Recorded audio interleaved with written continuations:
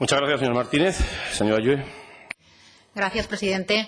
Decía el señor Briz que hoy se traen a aprobación dos partidas presupuestarias, dos cuestiones que han sido muy controvertidas, de las que se ha debatido mucho en el Pleno de estas Cortes y que, evidentemente, la aprobación de hoy en esta comisión viene a darnos la razón a aquellos que estuvimos denunciando en el inicio del desarrollo de la aprobación presupuestaria las insuficiencias que había, no solo en estas cuestiones, en otras muchas, y hemos podido ver cómo a lo largo de todo el año hemos empezado desde el minuto 1 a modificar el presupuesto con modificaciones de crédito y a traer a estas Cortes proyectos de ley para ampliar créditos, para suplementar los créditos, en los que siempre ha habido una responsabilidad por parte de aquellos que no aprobamos los presupuestos de 2016, que ya dijimos, por cierto, que eran unos presupuestos que se habían confeccionado mal, no eran reales, y así lo hemos estado viendo.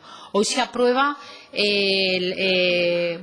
o se arregla el tema de la justicia gratuita, nada que decir allí, y eso que todavía no se llega al 1.200.000 euros que se comprometió este Gobierno con los colegios de abogados, pero es un tema que queda más o menos satisfecho.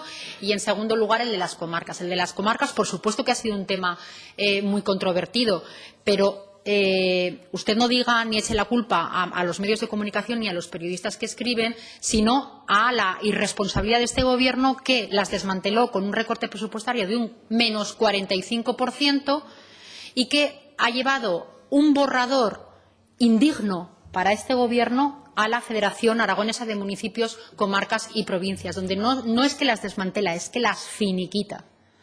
Por lo tanto, esos debates forzados por parte de algunos medios de comunicación, no. Son debates que vienen con razones justificadas, tanto presupuestarias como de temas políticos que se están debatiendo en otras instituciones, porque no interesa traerlos a debate a las Cortes. Y digo que hoy se trae a aprobación 4,5 millones de euros para revertir esa tendencia negativa de financiación de las comarcas. Pero siguen faltando 10 millones de euros. 10 millones de euros siguen faltando si se compara el presupuesto de 2016 con el de 2015. En el presupuesto de 2015 había 62 millones en la sección 26, más 10 millones en política territorial, que de esos 10 millones nadie se quiere acordar. El consejero Jimeno no se quiere acordar de ellos, pero estaban y se transferían a las comarcas. Después se quitaron 6 millones que ni los contabilizo porque fueron a educación de las escuelas infantiles.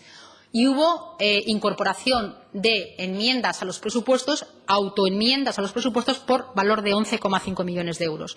Aun con todo, después de esa autoenmienda y de descontar los 6 millones de escuelas infantiles, porque ese presupuesto seguía estando, pero en otro departamento, nos quedaba que la efectiva y real pérdida en las comarcas era de 14,5 millones de euros si comparamos el presupuesto de 2016 al del 2015. El señor Jimeno, en una reunión de la estructura comarcal, no recuerdo, creo que se llama Consejo Comarcal o Interterritorial, les prometió a los presidentes de las comarcas que, si sobraba dinero en el presupuesto de 2016, aprobaría una modificación presupuestaria de 9 millones de euros. Me imagino que será parte de aquella que prometió, que no lo sé. En todo caso, solo llega a 4,5 millones de euros. Es decir, todavía faltan 10 millones de euros para mantener los servicios públicos en el medio rural. Simplemente que seamos conscientes de esto y de que hoy se pone otro parche, otro más, a los que ya hemos ido poniendo a lo largo del año en este tema, y que, a pesar de ello, todavía seguirán faltando 10 millones de euros para mantener los servicios mínimos que se gestionan en el territorio de Aragón.